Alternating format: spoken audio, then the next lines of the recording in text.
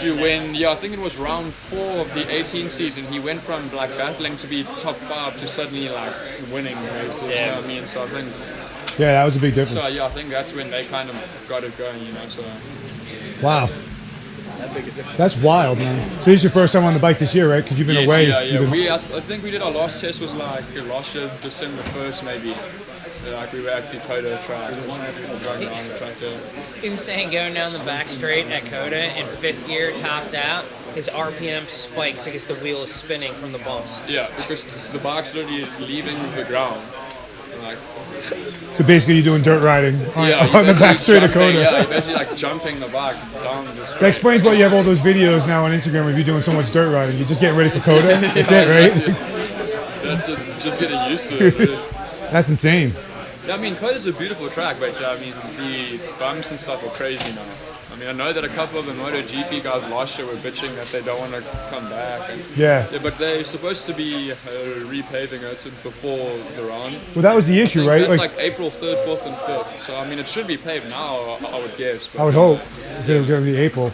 But that's because they had that big flood that one year, right? And then that compromised the undersurface. Yes, yeah, they were saying that. Yeah, because the like soil there that it like shifts a lot. Yeah, so like that huge flood, the soil underneath the track actually shifted, and that's what created the whoops and the bumps. And on top of that, I'm sure the big cars on there don't help. Yeah. That doesn't help at all. Yeah.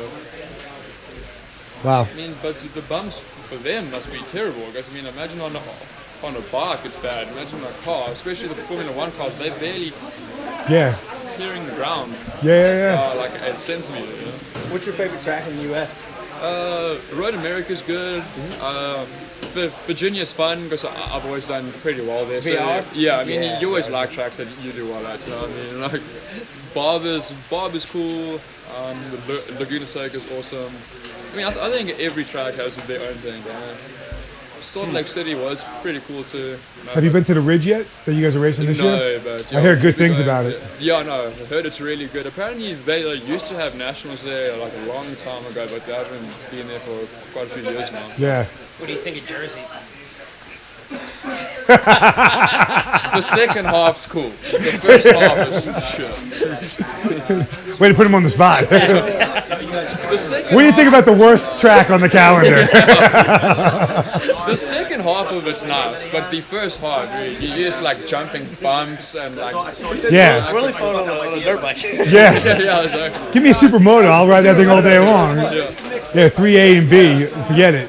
Yeah, dude. Where Gerloff lost it last year. That was huge. And that was all because of the bump. They had nothing. Yeah, purely. Because he said that when he flicked it right, that he lost the front and he saved it and then just snapped the rear sideways and kind of like slid a little bit and it got him off of this side and banged his head. That was ugly. That was one of the ugliest crashes of the season. I mean, he was out cold. Yeah. When someone's rolling and their arms are just flailing around. Like, yeah. The guys are out cold. Yeah, that's the one thing you don't want to see at all. Yeah. Like you don't mind seeing crashes when the guy jumps up, like when you jump up and you're angry, you're like, ah. Yeah, exactly. Like, that's okay because you're okay. That's cool, yeah. But when someone's lying like face down in the ground, like, dude, he's done well so far in the preseason testing in the World Superbikes here. Looks super good. Yeah. I mean, the only thing is that team, I don't know how good they are, so I kind of hope that they give him a proper motorbike and stuff. But he should be competitive. He should be on it. I mean, I think the first few races, I don't think he'll be there, but I think towards the end of the season, he can start getting like top 5, 6 kind of thing. That'd be great to see. Yeah, I'm rooting for him. I'm really hoping big things happen. Yeah, no, same. I mean, it makes all of us look good here if he does well there. Yeah. So hopefully. And he's a nice guy too. He's a great guy. He's not a big-headed guy. He's very down to earth and cool, and he's all about the racing life and stuff. So it's cool to see him. So he basically said, "I want the ride. Yes, and I'll do whatever I need okay, to." Cool. Cheers. You got it. And he has the work ethic on top of that. So obviously, there's no. Why wouldn't you say yes? And also, Bobier's 27, Gerloff's 24, I think like that. You know, a little bit younger. Definitely helps. He was on form coming up. His second year in the Superbike class. Yeah. So, definitely. I mean, if I was a team manager, that's how I would definitely put Gerloff. I mean, the Bobby had his time a couple of years ago, but didn't work. He's very happy to be here. Yeah. I mean, he says it like, Sunday he wins, he gets a shit big payment, and he flies home, and Monday he's back home chilling. You know what I mean? And that's what he likes. Whereas Gerloff is about the traveling and the foreign life and being a part of that like traveling circuit. Yeah. He loves it. So. Well, it seems like on social media, he looks like he wants to locate there. He's enjoying being there. Yeah. And I guess that's what you have to do. It's better if you immerse yourself. Living in Europe. Yeah, exactly. And he learned some Spanish, so that helps. Really? Moving there and stuff like that. So. Yeah, he's all about it, like he's been learning Spanish for the last 2-3 years kind of thing, so he's had his mind on going there. About to say, sounds like he's pretty determined. Yeah, no, he's always wanted to go, And as a team manager there, you have someone that's like, I need more money, I don't know, and then you have someone being like, please, I want to be there, I want to do it. Like, who would you pick? And with the temperature of the sport now, that's the person you want. Yes, because I mean that's what you need to help the sport grow. You don't need the people that are trying to. I mean, you always want the person that's trying to grow themselves, but you need the people that are willing to put into the sport, because the sport, especially here in America, is just seems like it's on a downward spiral. Yeah, no, but there's also Bobby is like a very what's the word, reserved. Yeah. Whereas Gerloff's a lot more out there and a lot more open and louder. Seems like a good fit. It's going to be exciting. Especially Americans, where if you're not bringing money with you, like a lot of the Europeans have, backers, they can bring money to a team. You have to bring a personality and that determination to stand out, against somebody who's got like a backer behind them that can help exactly a team. It's the thing is that, that side you've got 50 guys that are the same speed as Gerloff, what I mean? So it's normally they don't have to. I can't promise it. You guys are going. You guys are running different bodywork this year, right? You're doing the shark skins. Yes, shark skins. Changing the whole fairing, changing this tank. We'll be trying the on a newer tank later on. Like it's a thinner tank. Okay. So we'll kind of be cutting off this area here, so it'll be better for like tucking and stuff. Oh wow. Like that. So we'll. That's the 2020 tank. No, I think at the guys just like custom. Okay. And stuff like that. What's your gear? Elbows in or something? Yes, yeah. Wow. I mean, there's a couple changes. The Behringer are the brakes that we used last year. Now we're using the Brembo brakes. Oh, are you? Yeah. So we've gone back to those. We changed from the Evil Tech to the Attack Performance triple clamps, rear sets, and everything. The same as Heron and then used and JD Beach last year. So I think that's the difference. Or is it? It's a lot more like firmer on the triple clamp side, so you don't get that like as much flex in the handlebars and stuff. Nice. Evil Tech, sometimes if you like broke super hard and you started tipping, and you could actually feel the triple clamps actually flexing a little bit. This is a lot more like. Yeah, I get that all the time. Yeah. Don't you hate that? Like, how do you? Yeah, the stock ones are horrible. I thought it was because they just worked out too much, but apparently it's a mechanical flaw of the build itself. And that time I ran over the cigarette butt, I felt that too. He was saying earlier that he can watch the rear tire of somebody who has a lot of engine braking because he sees the tire going slower. Slower than the Oh, you mean when you're behind the guy in front of you, saying? Yeah. Some of the guys use a shit ton. Yeah. Tony, Josh Heron, I think Boga uses for quite a bit. Yeah. You can literally see the tire moving. Tony uses a lot. So how far apart from like the upper club level built bike to these do you think it changes the way you have to ride? The Morelli system is like the biggest change from the club racer bike to these, and probably the Suter swing arm too. Otherwise, I mean, you basically just ride it the same.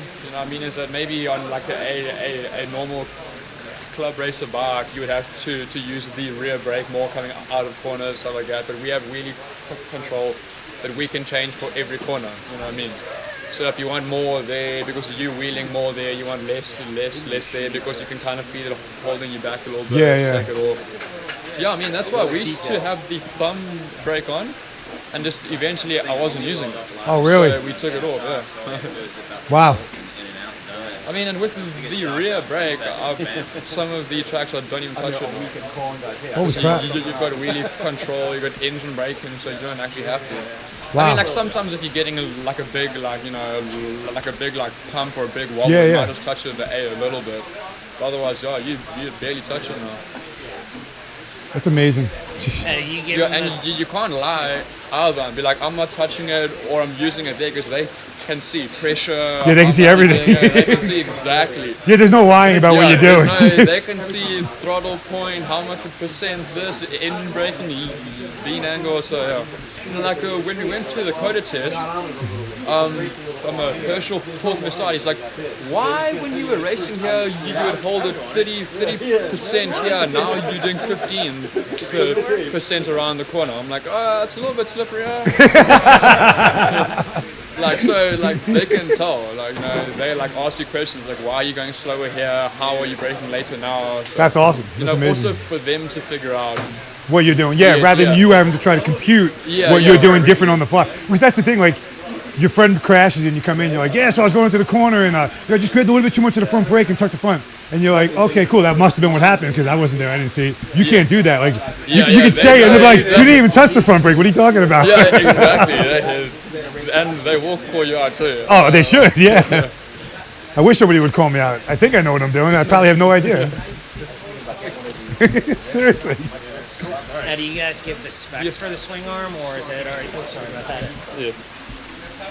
Yeah, I mean, like, sometimes you might shift a gear like a couple like yards later than you should have, and you'll run out wide.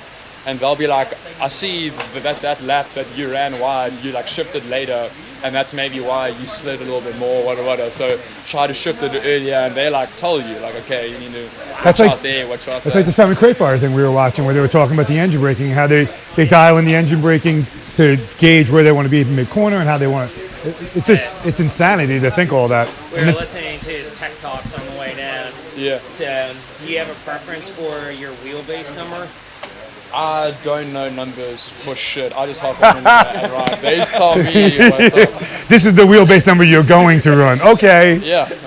I mean, like, they'll kind of tell me, for certain tracks that they'll make it shorter, longer, or, sort of after practice 1 to practice 2. They don't really tell me everything, but they'll be like, hey, we made the bike shorter, longer, so just watch out here, or, monitor the braking into a certain corner in a way. So. Wow. I mean, but I don't know specs or what the heart of the bike is, nothing, and I don't want to know, what I mean? You want to just ride. Yeah, you want to be like, oh, it feels sketchy coming out of this corner, and then be like, it's because we shortened the wheelbase. Maybe we'll lengthen it up a little bit for you. Yeah, and you're like, okay, whatever you need to do to make it feel good. Yeah, exactly. Like they'll tell me that they shortened it so the bike might, wheelie more coming out of the corner, so watch out for that. But otherwise, I mean, they'll just say that they made it harder, softer, change this or that. So you're just a pretty face and the talent. That's it. I'm just a big monkey who rides. That's it.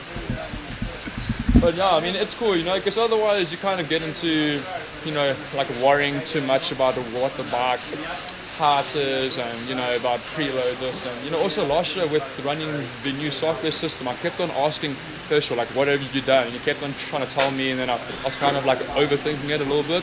Instead of just going out and feeling what the bike was doing, I was kind of like, what should the bike feel like?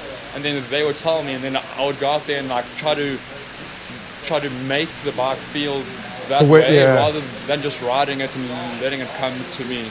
So.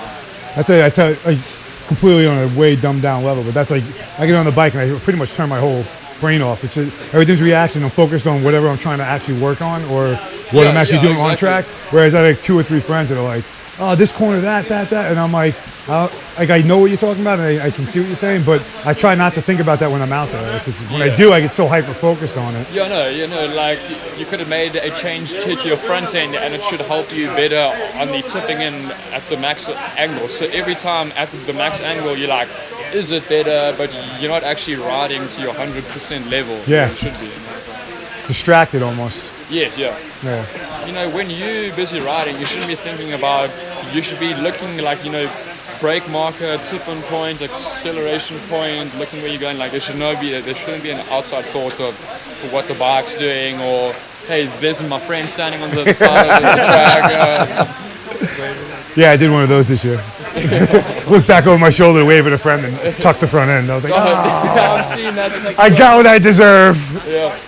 Remember, like 3 stock pieces on that. One, the rectifier. Like 3 stock pieces. The frame, and that's it. The frame, the engine case, and this little bracket. The rectifier on the other side too. I was pointed. The rectifier on the other side is also. Yeah, they pointed that out to me. 4. But you see the battery? Yeah. It's like one of those charge packs they walk around at the dealerships to jumpstart the cars. Yeah. Yeah, I mean that was one of the problems that we had last year. That like the batteries just couldn't keep up the voltage, and so again was kind of like messing with the software system a little bit. Oh yeah, right. What kind of battery was last year? No clue. I'm just the the monkey riding. Yeah. The one that starts it. I like that term. I'm just a monkey that rides it.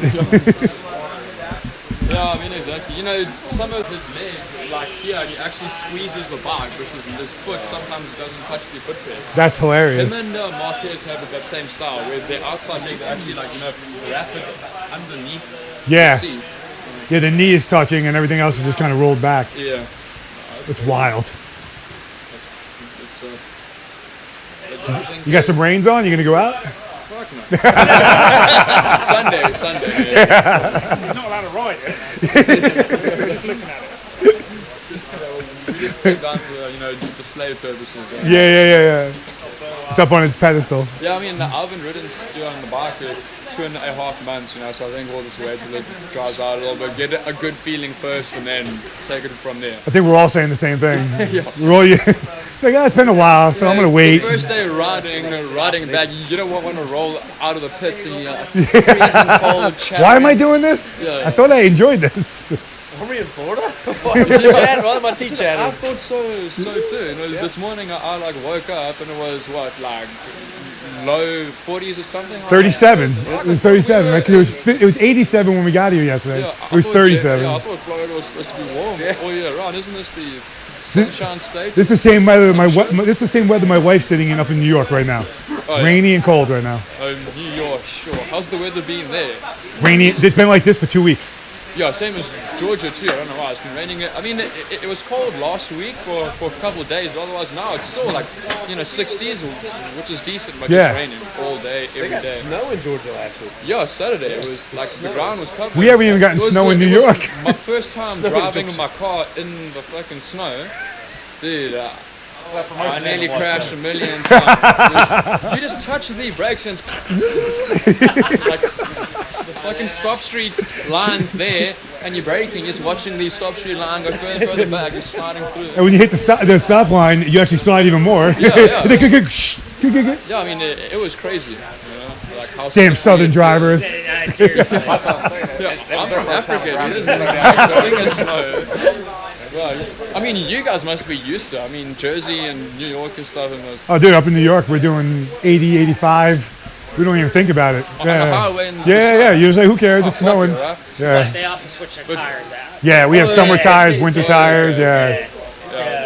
I've seen guys put those like chain on the. Yeah, they don't do that anymore. It just tears the streets up. Yeah. And then you have potholes. We literally have a season we call pothole season in New York.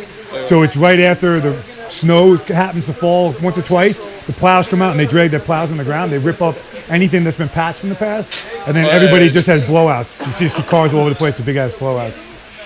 Yeah, the tire guys in the car industry love it. Oh yeah, they're like sitting there like, oh yeah. Exactly. They're going out at night like busting up the road. They're out there with the jackhammer at night.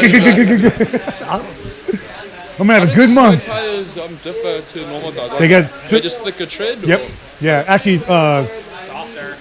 softer too, but they can't be. It's got to be wider so the snow doesn't pack in it. Because the thinner treads will actually pack it out, and then it won't actually make grip. They'll actually make it slide more.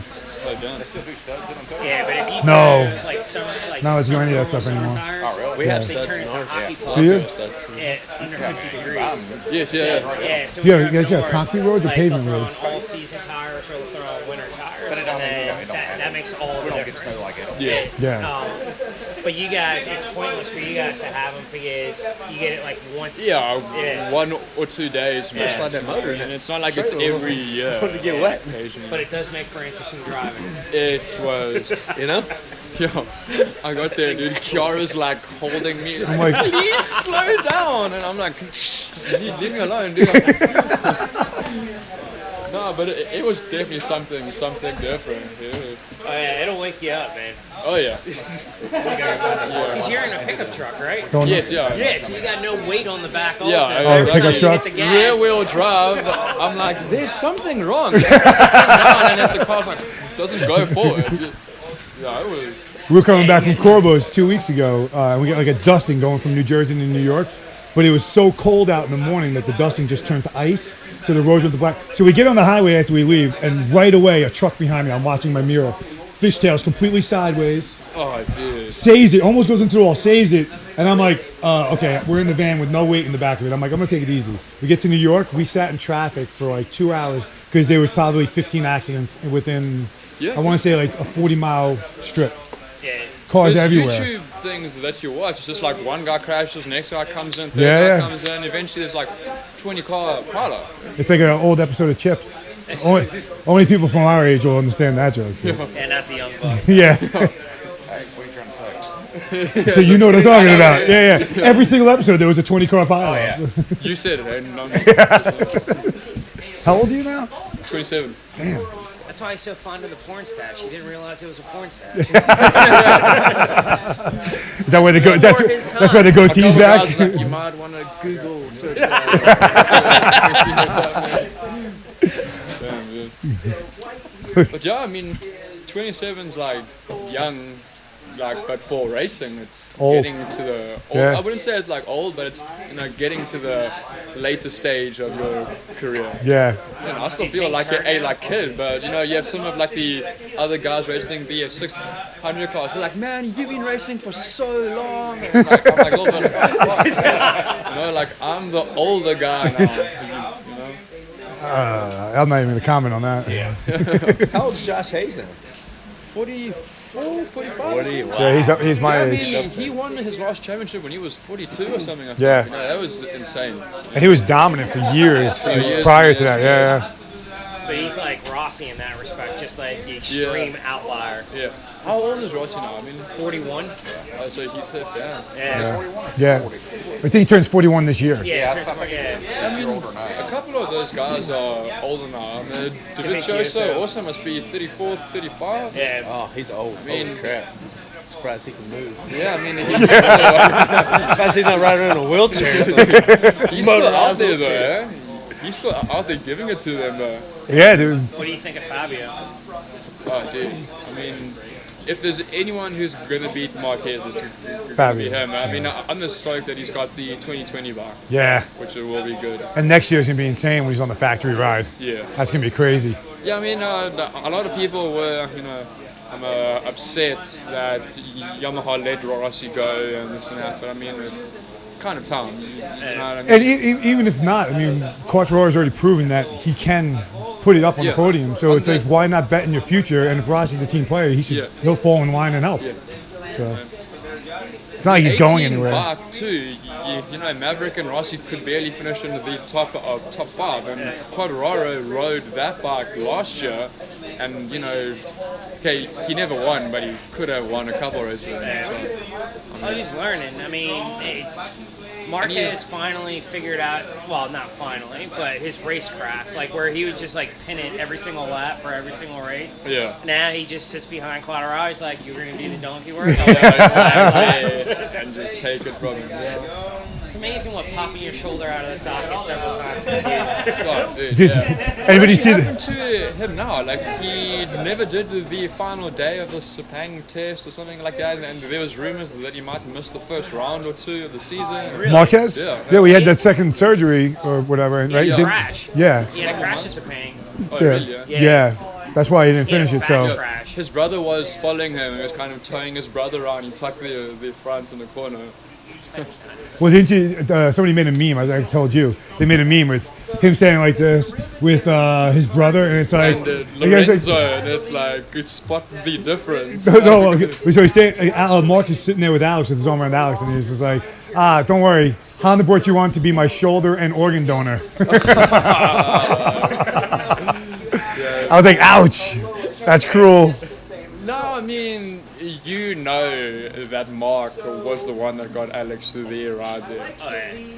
I mean, well, now they don't even need to send messages across the computer to say like, Alex, fall back. Alex knows if he gets in front of Mark, God damn it, I'll be the windbreaker for 15 laps, and then Mark will go by me. He'll let Mark go by him, and then they'll start chopping up the racetrack. Exactly. Oh, let's make it look good for the fans. I mean, but to be honest, I don't even see Alex finishing in the top 8 or 10 even. No. I mean, I could be wrong, but I just don't see it. I don't either. There's too much fierce competition. For like second back, there's a lot of quick guys, so he's got a lot of learning to do. Yeah, I mean, a couple of the guys, who was it last year?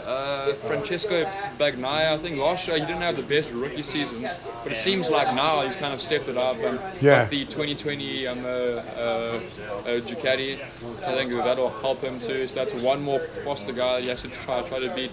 Morbidelli is a good and better. Morbidelli looks great, yeah. So I mean, Alex Marquez is going to have a difficult season. Yeah, he's not just going to walk in. To see the KTM up there. Yeah, Sparta was third on the second day. He did like 250 laps or something insane. Yeah, literally, you made you think to yourself like, why did he leave? Come back. Yeah, exactly. I love Petrosa. When you were in juniors, did you guys race when those guys were at the same weekend, or? But in the Red Bull Rookies Cup? Yeah. Yes, yeah, we would normally race on the Saturday and then the Sunday after them. Like we would race Saturday afternoon after their qualifying, and then Sunday either before them or we'd race after them. It just like, depended on which track we were at. And you guys would be in the same, so would you guys all crowd around and watch them practice? Yeah, I mean, we would have the Rookies Cup tent set up, and the MotoGP guys would be there, and we would go to the pits and stuff, and they would sometimes come over and talk to us. It was really cool. That's wild. And it was all like free too, you qualified and they like gave you bikes, helmets, leather, stuff like that. So it was really an eye-opening experience. Especially when you 15, 16, you think of these MotoGP guys as these like Hollywood stars, and you go there and they would walk in and talk to you and like high five you, like that. It was really cool. And Marquez back then was riding for the 125 KTM team. He would come to the rookies tent because we had like PS3 and like foosball tables, and he would come and hang out there. So it was really cool. So he's a cool guy. Yeah, no, he's a very friendly. I think he's one of the more down-to-earth guys. Really? I think that a lot of people hate him because of the whole Rossi hang thing. Yeah. He's actually a decent guy. Dumb enough to jump into that on Facebook. Oh yeah, I made it. I was like, dude, why did I do that? There's like 300 comments later. I'm like, dude, it shows your age. The notifications. See, if you were 27 then, you would have never did that. Yeah, exactly. Live and you learn. You earned the gray hairs for a reason. He's the biggest dick in the paddock. Yeah. Sure. He likes asking the shitty questions. Yeah. Have you noticed? No, I mean, to be honest, most of the guys like kind of keep to themselves and stuff like that. And when they come and spoke to us, so very like I'm a professional manner, because obviously when a MotoGP guy walked in, all the camera crew and TV guys will want to film them talking to the younger kids. So it's like it's not actually them. You know what I mean? Aware. Yeah, they're always aware that there's cameras watching and it's like that. So it's not really that person. You know what I mean? But I mean, most of the guys are pretty cool. Some think they're all helpful, I'm sure. Like Yeah, you know what I mean? I don't think that would be helpful if you were racing them. Of course. But you're a little kid, so like... It's a little bit different when it's your competition. And, because there's so much weight on their shoulders as far as, like, the level they're at. Even you guys, I'm sure when you guys walk around the paddock, everyone's super friendly to each other, but it's like you're not going to walk over them and be like, oh, so how's your bike doing with this setup? And da-da-da. Yeah, I mean... myself, Gerloff and Bobier last year a couple of times spoke about just how they felt on the track. Like we went to Salt Lake City and they changed the configuration. So like, I would go to Cameron and girl, I'd be like, hey, are you guys getting a shitload of chatter in corner 4 and 6? And I'll be like, yeah, I'm doing this, but I'm using third gear rather than second gear, and kind of help each other out a little bit on Friday. But when Saturday, Sunday comes, you kind of stick to yourself. Yeah. That's cool though. That's a good feeling. Is Jake back this year? Gagne? Yeah, he's riding for the attack team with Cameron Bobier. So basically the factory Yamaha team. Yeah. Cameron and Gagne, and then the M4 team is Fong and Tony. Wyman's on the Ducati, I'm on the Westby bike. Apparently Heron's going to ride for the Shy BM. Oh, is he? Yeah, I mean, I don't think that they've signed it yet, but it's like 99% done. Oh, that's cool. It's good to see him in the mix. I mean, love him or hate him or whatever, he's a entertaining rider. So. For sure. Peterson? Yeah.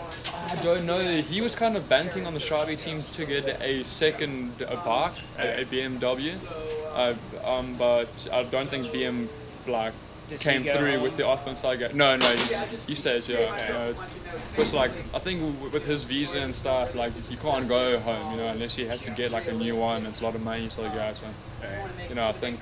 But he might ride in the 600 category, so I mean it's at least something, I mean, and in the 600 class he can at least win, and make a decent amount of money, and then try to come back to the Superbike class the following year. Like Bobby. Yes, Bobby was great last year. I'm excited to see him back on a big bike. Yeah, for sure. And I've been told when you guys were mixing it up in Superstock. He's like, I mean, he rides hard. I mean, he rides hard, but he's a pretty fair rider. He doesn't make any dirty passes or any stupid moves or anything. So he's cool to ride with. He's cool. He hung out with us. I'm friends with Jeff White, Greg White's little brother. Yeah. So Jeff was hanging out in packs, and he's pretty good friends with Bobby. So Bobby comes over. He's putting my tire warmers on, and I'm like, dude, you don't have to do that, man. I get it. He's like, no, I got it. He was super cool. Yeah, no, man, he's a friendly guy. He's probably one of my better friends in the paddock and stuff like that. He's really nice and friendly. But I mean, it's cool to see him back up in the Superbike class, and I think that team now has the magnetic Morelli software, and then and then I think that the one guy Rhett that worked for the Yoshimura team, working the software, has moved over to that team now. Oh wow! So they've got someone who knows what they're doing there. And that's the big thing with that, right? That's having someone that actually understands how to use the system. Yeah, I mean, it takes guys years and years of learning and practicing. That's crazy. Yeah, I mean, when we first got it, we were kind of like, it can learn, and then everyone was like, no, bro, it doesn't work. You got to get someone in that knows how to do it. Yeah, exactly. Even Herschel, the last time he was working on that system was like 04, 05, 06. So he took a couple of years off, and he came back, and he was kind of also like, wow, there's a lot more on the parameters that you can change, Like I was saying, our traction control doesn't just work off of the differential speed between the front and rear wheel. There's now like G-force, how the bike's sliding and everything, lean angles, and speed, and RPM range, and lean angle. There's holy crap, different ways that it picks up. Yeah, that's insane. Yeah, we have the traction control working in a certain way on the max lean, but it changes as you pick the bike up. I'm not sure how, but just it does. The way it works.